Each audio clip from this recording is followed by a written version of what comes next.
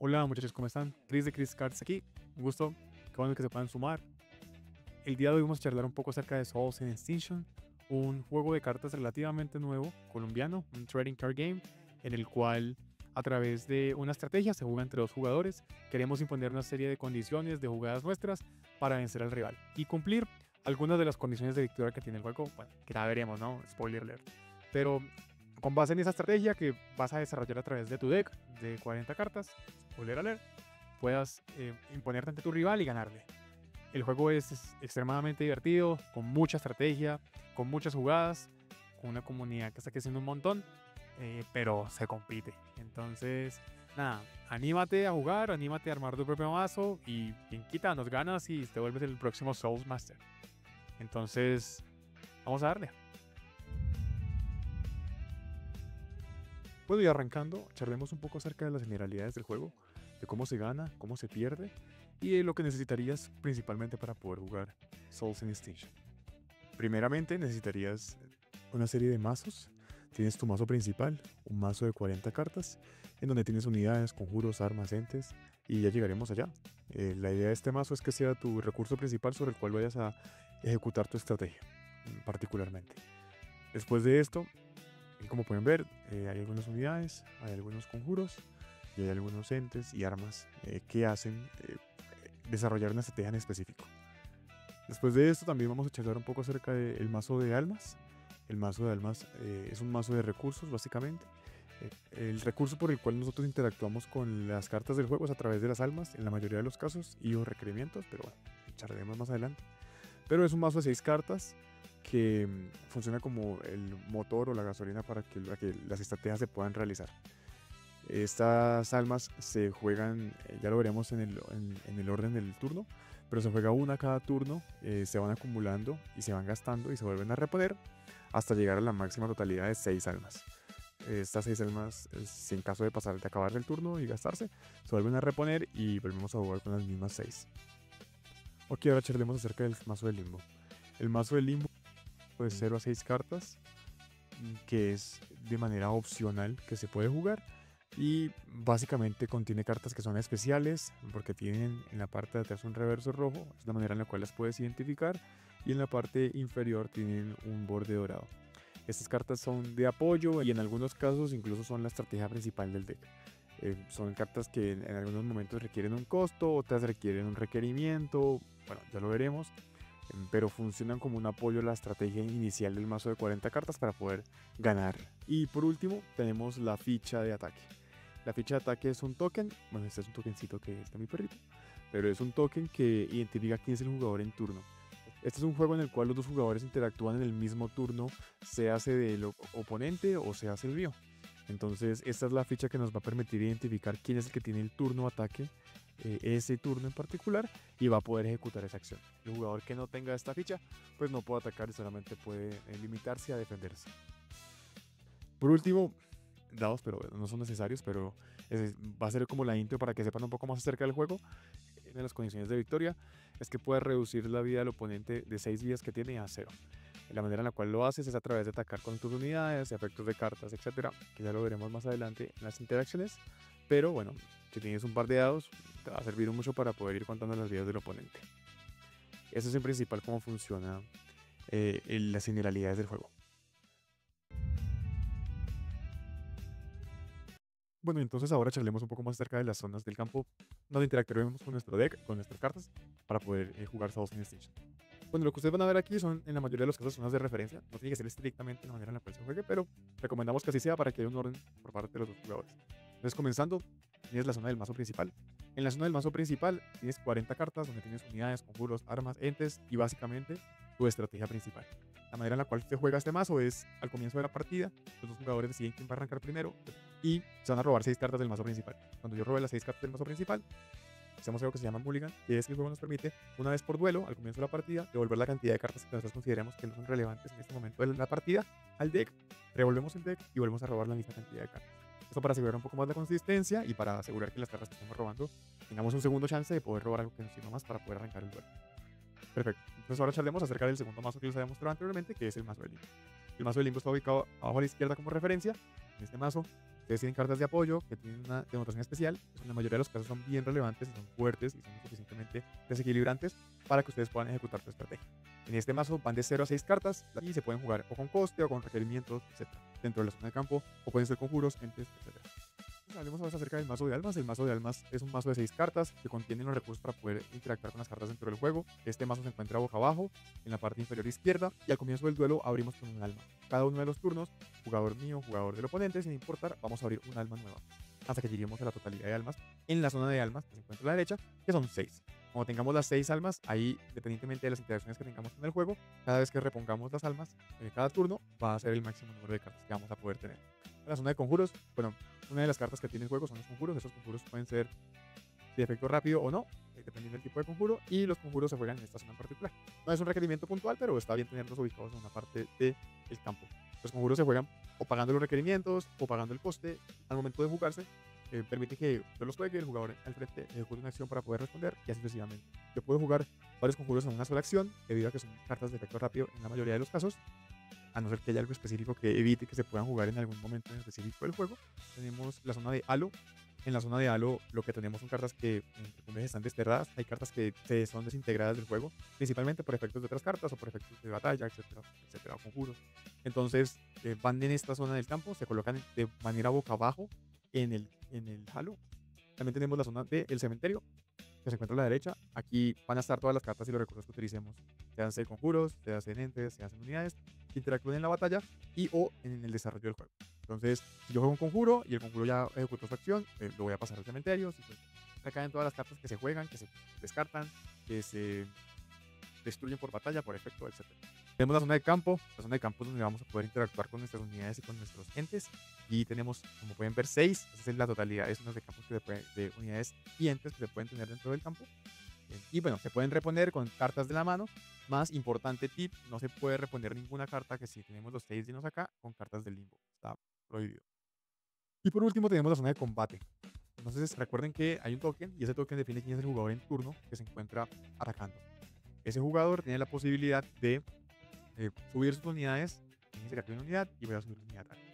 Y subo la unidad a atacar, y la subo acá, subo esta unidad a atacar y acá. O pueden ser para atacar o pueden ser para defender. Pequeño reminder, las unidades que tienen 0 de defensa no pueden defender. Sin embargo, las que tienen 0 de ataque sí pueden atacar. Por efecto, que puede subir el ataque, etc. Es muy importante recordar que dentro del juego existe una dinámica en la cual las unidades y la batalla se realiza de izquierda a derecha en el orden del jugador en turno que se encuentra atacando. Esto porque hay efectos que se activan durante la batalla que pueden afectar o no el resultado de la misma o las vidas del oponente. Y si yo pierdo mis vidas en la batalla número 1, no importa si en la batalla 6, comillas, me recupero, ya perdí. Entonces es bien importante la ubicación de las cartas dentro de la batalla, así cada uno de los jugadores sabe qué efectos jugar y en qué orden se va a ejecutar la batalla.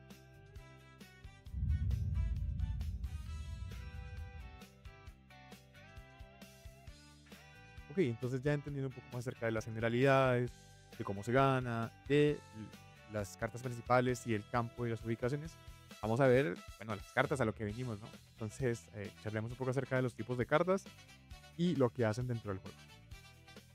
Bueno, arranquemos con las unidades. Las unidades son el núcleo de tu ejército, básicamente, ¿sí? Son cartas que atacan, que defienden y que ocupan un espacio en el tablero. Y cada unidad pues tiene estadísticas de ataque y defensa. Tu posición en el campo normalmente influye en tus posibilidades para que puedas bloquear o para que puedas atacar. Y en muchos casos desplegar una unidad correctamente, bueno, puede cambiar el juego del duelo de una manera bien significativa. Cada unidad tiene estadísticas de ataque y de defensa, como puedes ver acá. Y su posición en el campo, en la mayoría de los casos, influye en las posibilidades que tengas para bloquear o para atacar.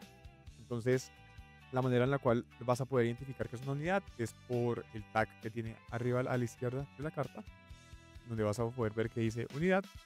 Las unidades tienen o pueden no tener ningún tipo de arquetipo. Este en particular tiene un ángel. Tienen o no tienen un costo en la parte superior derecha. Y pueden o no pueden tener un requerimiento, un efecto, y un ataque y una defensa. Entonces, esta en particular me pide que para poderla jugar tengo que pagar un alma de mis almas disponibles.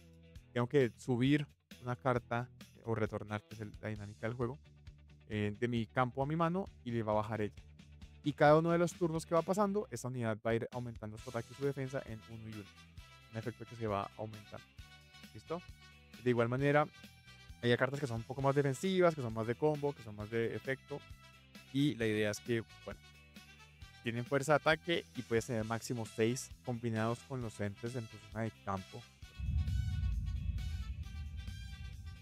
Ok, entonces ahora charlemos acerca de los conjuros. Los conjuros son hechizos de uso único, se activan y resuelven su efecto. Luego van al cementerio, como les comentaba anteriormente. Y bueno, son rápidos, pueden abrir una cadena y la manera en la cual ejecutas el conjuro define mucho dentro de un duelo. Son cartas con efectos bien poderosos eh, y son cartas con efecto inmediato en la mayoría de los casos. Se pueden limpiar el tablero, pueden potenciar unidades, pueden penalizar al rival, pueden manipular los recursos, se juegan desde la mano, pueden hacer daño a las vidas del oponente directamente y se resuelven de forma instantánea. Por lo que el timing y la manera en la cual se juegan es bien crucial. La manera en la cual los vas a poder identificar es por el tag de nuevo que tiene arriba a la izquierda la carta, en la cual dice conjuro. Y los conjuros tienen en la mayoría de los casos efectos. Puede que no, pero bueno, en la mayoría de los casos los tienen. Y estos efectos ejecutan una acción específica en el momento. Esta acción es sujeta a encadenarse, es decir, que el jugador que juega una carta de conjuro le abre un espacio de ventana al otro jugador para que pueda jugar un conjuro o un efecto rápido en ese mismo momento, en esa misma interacción. Es un poco diferente y ya iremos viendo un poco más allá de cómo es la dinámica del juego, pero es importante entender que los conjuros son cartas que se pueden jugar en diferentes fases del juego, en la fase normal, como en la fase de batalla, como en las fases finales, etc. También es importante saber que, bueno, como les estaba comentando, los conjuros, las unidades y las armas pueden estar en el limbo, ¿no? Entonces aquí hay conjuros en el limbo que cuestan algo y tienen algún requerimiento. Veremos a las armas, las unidades también. Bueno, hablemos ahora acerca de las armas, ¿no? Son cartas que se equipan a una unidad para potenciar su ataque o su defensa o en su defecto para traerle efectos adversos o hacerle daño a las unidades.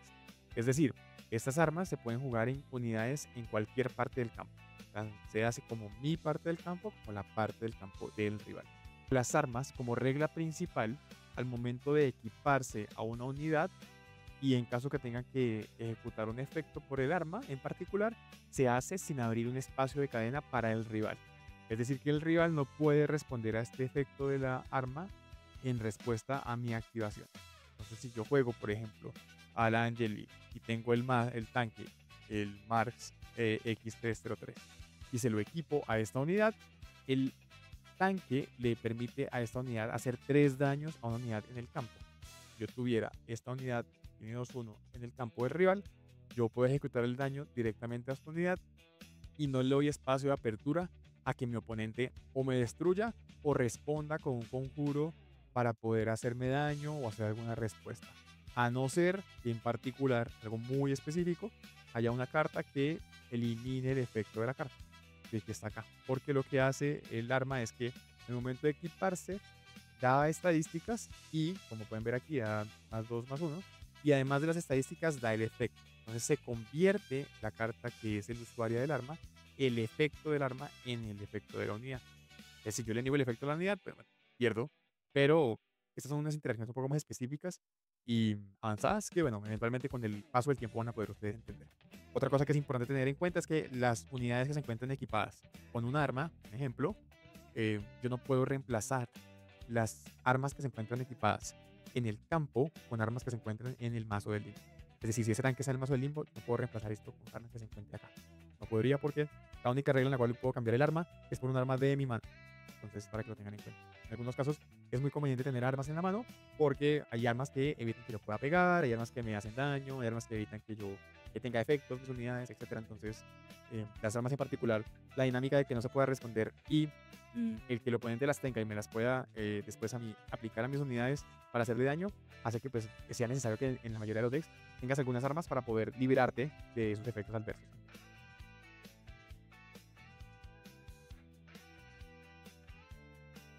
Ok, ya por último, entonces charlemos acerca de los entes, que son las cartas que nos están faltando. Los entes son cartas de apoyo. Estas entran al juego para básicamente generar efectos pasivos o activarse en momentos claves. Pero pues no atacan ni bloquean. El ente se toma un espacio de la zona del campo, pero no se pueden utilizar como unidades para defender los ataques del rival. Imagínate como, no sé, una torreta automatizada, un espíritu guardián que brinden valor estratégico de una manera un poco más indirecta. Que los entes permiten que hayan efectos en las unidades. Los entes suelen otorgar efectos pasivos y desencadenar habilidades al jugarse. Entonces hay entes que reducen el costo de algunas unidades, que protegen algunas unidades, que en este caso particular, como pueden ver acá, me permite invocar una unidad eventualmente si consigo una serie de requerimientos que en este caso particular es devolver unas cartas para poder invocar después una carta muy fuerte y que el deck pues ya empiece a tener otro win condition, otra posibilidad para jugarse. Pero pues realmente son cartas que son muy fuertes, valen, cuestan un poco más normalmente que una unidad, puede valer uno, puede valer dos. La idea final con este tipo de cartas como son los entes es que ustedes puedan tener algo que les vaya generando una ventaja competitiva durante el acúmulo de varios turnos y que si después el oponente no toma acción sobre el ente para destruirlo, para negarlo, para etcétera, va a hacer que la ventaja sea mayor, mayor y mayor y te va a dar a ti más recursos para poder eventualmente ganar la partida. Entonces es bien importante tener en cuenta cómo funcionan los entes porque realmente hoy día son muy importantes dentro del juego y dentro de la dinámica competitiva del mismo porque son muy fuertes y los efectos que dan son muy útiles para muchos decks en particular.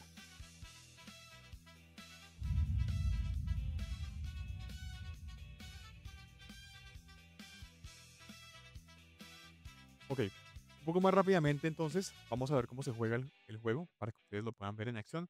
Sin embargo, aquí no voy a hacer mucha trasfondo en las dinámicas del juego porque la idea es que ustedes puedan tener acceso a diferentes videos de gameplays y de explicaciones en cada uno de los decks o en míos o en diferentes canales de contenido que están buenísimos y puedan entender un poco más acerca de cómo funcionan estas interacciones de las batallas específicas para cada uno de los decks. Pero a manera principal, cada jugador va a arrancar con su deck, lo va a barajar, que es lo que acabo de hacer yo, para asegurar que haya el contenido de las cartas sea aleatorio. El mazo de Limbo se encuentra disponible para los jugadores de manera visible al comienzo de la partida y el mazo de Alma se encuentra boca abajo al comienzo de la partida también. Entonces cada jugador va a robar 6 cartas, 1, 3 y 4, 5, 6, ahí están. Y vamos el jugador contrario realiza la misma acción, se roba 6 cartas aparte del oponente. 2, 3, 4, 5, 6. Perfecto. Ahí definimos con el jugador sin ver las cartas quién es el primero que va a jugar. ¿Sí? A través de dado, etc. Entonces digamos que por efectos prácticos voy a arrancar. Que soy yo las dos veces, pero va a arrancar las blancas. Entonces, con este momento lo que se hace es que se toma una mirada de las cartas que tengo yo en mi mano. Y reviso de estas cartas que tengo en la mano cuáles considero que son buenas para poder arrancar mi juego inicial.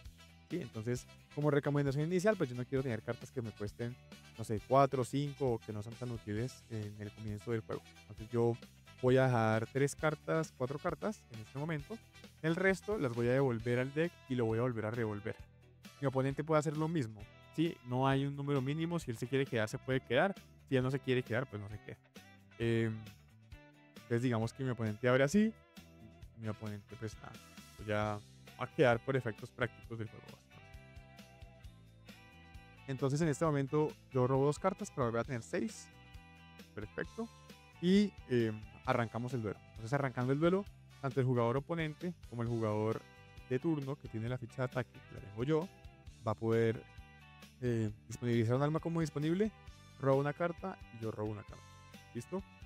Aquí arrancamos en la fase de robo. En la fase de robo hay cartas que tienen efectos que se ejecutan en este momento en específico, como puede ser, ejemplo, el cronódromo, etcétera, etcétera. Entonces, la idea es que ustedes en este momento, pues si tienen alguna carta que se ejecute, se ejecuta primero en el orden del jugador en turno. Pues si yo tengo la ficha de ataque, yo primero ejecuto la fase de robo y después la ejecuta el rival. Y si yo tengo varios efectos dentro de mi fase de robo, yo elijo cómo activarlos en mi fase en particular, para que lo tengan presente, porque puede existir la posibilidad. Entonces digamos que no hay ningún efecto de fase de robo, pasamos después a nuestra fase principal. Y en nuestra fase principal lo que vamos a hacer es pagar el coste para poder jugar cartas, activar efectos rápidos, atacar solamente si yo tengo la ficha de ataque o pasarle la prioridad al oponente.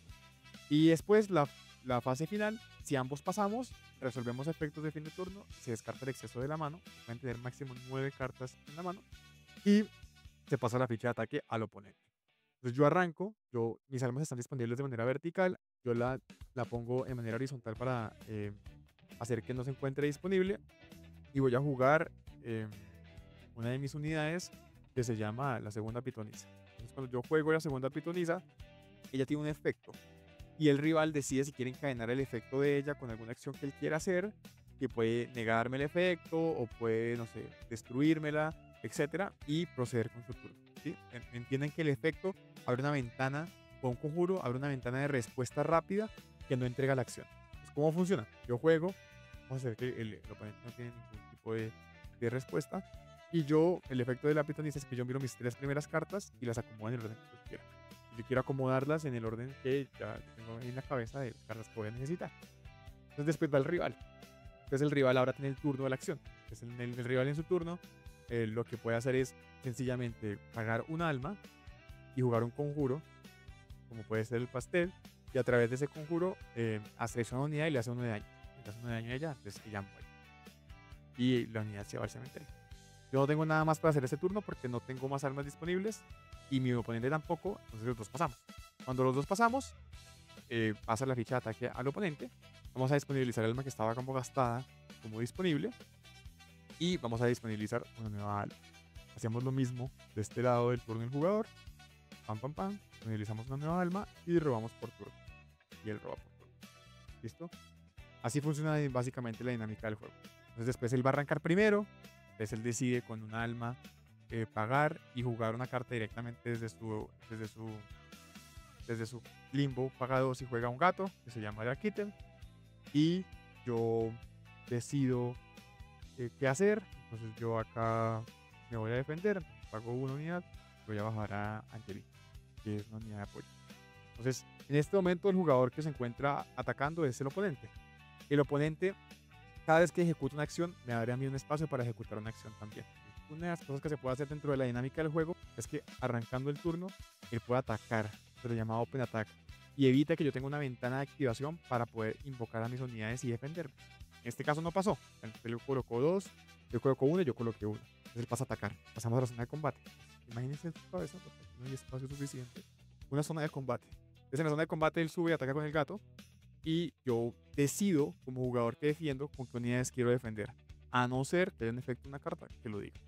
Yo voy a defender con mi Angelique porque si no me harían 2 de daño. Y resolvemos la batalla. Y durante la fase de batalla, los jugadores pueden ejecutar cartas de conjuro y cartas de efecto rápido. No más. Entonces en este momento el jugador oponente ya se gastó sus 2 almas. No tiene nada por hacer. Entonces él pasa, el jugador en turno que está atacando primero tiene la acción para ejecutar y después voy yo y yo tengo una unidad que se llama Angeli, ella sube el ataque 1 cuando se encuentra en la zona de combate, entonces ella le haría 1 de daño a él, pero él tiene 2 de defensa. Entonces la batalla es simultánea, singular y en orden, como les comentaba. Entonces la batalla se hace al tiempo, es decir, el Drakitten tiene 2 de ataque y la Angeli tiene 1 de defensa, entonces 2-1 la destruiría. Y el Angeli de apoyo en este caso particular tiene 1 de defensa, tiene 1 de ataque, el Angeli tiene 1 de ataque por el efecto que tiene y el gato tiene 2 de defensa. Entonces le haría 1, quedaría con una de defensa, no sería suficiente para destruir la unidad. Entonces pues quedaría así. Entonces él le ataca, él pasa en conjuros, yo decido activar, pagar un alma y jugar un pastel podrido de la misma manera. Se pueden tener máximo 2 copias de cada carta por deck, entonces para que ustedes también vayan contando que se va gastando en los recursos. Entonces el pastel podrido le va a hacer 1 de daño a esta unidad y con el 1 que tenía ella, pues vamos a tradear las unidades. Él tiene después la oportunidad para responder. Si tuviera además pudiera responder. Incluso hay cartas que sin tener la necesidad de tener el costo de almas pueden responder para destruir, para subir, etc. Pero en este caso no pasa, entonces él destruye la unidad, le da 1 de daño y nos destruimos los dos mutuamente. Listo. Así se hace la destrucción. Es que es importante que tengan en cuenta. Voy a hacer aquí un ejemplo muy por encima para que ustedes puedan ver cómo funciona la dinámica de la batalla. Entonces digamos que me estuviera atacando con 2. Acá tiene un apagadrón y un Star Drone. yo solamente me pudiera defender con el Angelic. Entonces yo me voy a defender acá para que no me entren los 2 de daño, que es el gato. Y si yo no tuviera, por ejemplo, que jugar, así, digamos, vamos a hacer así, y yo pasara porque no tengo más almas, el daño entonces entra, como les digo, la batalla es singular, entonces le hago 1 de daño a la unidad, ella no muere, ella sí muere, y el apagadrón hace su daño completo. El apagadrón tiene 2-1, entonces el apagadrón me haría 2 de daño a mis vidas. Yo quedaría de 6 a 4 vidas. En la batalla, así él pase a ella en la defensa, a no ser que haya un efecto en específico que lo diga, no me va a hacer daño en las vidas. ¿Sí? Es la manera en la cual yo me defiendo. Pero si no tengo con qué defender una unidad, ahí me entra el golpe y ahí pierdo yo las vidas del ataque de la unidad. Entonces es un poco acerca de cómo funciona la dinámica en la batalla. Le voy a ir pegando, ir guardando unidades, protegerse, dependiendo de la estrategia de cada uno de los decks. Y bueno, llegar a las 0 vidas del oponente. Se gana con 0 vidas del oponente cuando hay un efecto, una carta que diga ganaste, y cuando vaya a robar yo una carta de mi deck y no pueda. Sea por turno, sea por efecto, etc. Si no puedo robar una carta de mi deck, ahí pierdo. Y nada, esa es la idea principal de cómo se ejecuta el juego. Después de que esto pasa, cuando se pasa la batalla, pero por efectos prácticos, digamos que ejecuta el pastel, que se ya murió, pasa al cementerio, y ya pasa el cementerio, se queda acá vivo, pasamos de nuevo a una fase de acción.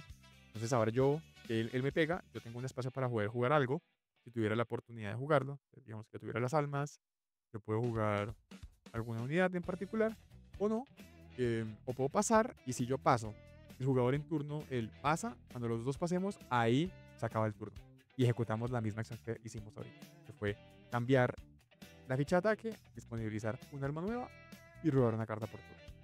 Y ahora yo puedo pegar. Y esa es la dinámica del juego. Yo les voy a estar compartiendo un poco de gameplays y también de algunos walkthroughs en algunos decks para que puedan ver qué estrategia y qué cartas se acoplan más a las cartas que ustedes tienen en la cabeza. Entonces, para que puedan ver qué cartas se acoplan más a la estrategia que ustedes tengan en la cabeza y a la estrategia del deck en particular. Entonces, hay decks que son de mucho control, como lo pueden ser este de Los Ángeles, como pueden ser este de los drones, que es aguantar para poder descartar el deck. Y unos decks que son más agros, como pueden ser el de los demonios, como pueden ser el de nulidad. Y hay decks que son más de combo, como son mascotas, decks de control como humanos, bueno, de todo un poco. Entonces, la dinámica del juego es, vamos jugando así. El primero que llegue a 0 pierde, el primero que robe las cartas pierde. Y vamos a repetir el segundo duelo. Se juega el mejor de 2 de 3. Normalmente toma un tiempo de 30 a 40 minutos una partida total con los dos duelos. Y si en ese periodo de tiempo no se ha acabado y no hay un ganador, pasa a una dinámica de turnos en la cual se juegan 6 turnos y al final del duelo el que tenga más vidas gana. Y si no, pues ya empate. Bueno, ya hay otros factores de definición, pero muy específicos. Y nada, ese es como el objetivo principal. Quería mostrarles cómo se juega, que ustedes puedan ver las cartas, que entiendan como una idea principal de cómo se juega el juego.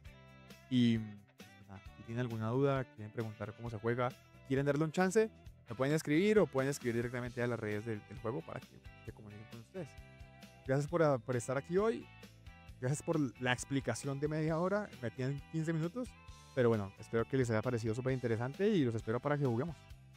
Chao, chao.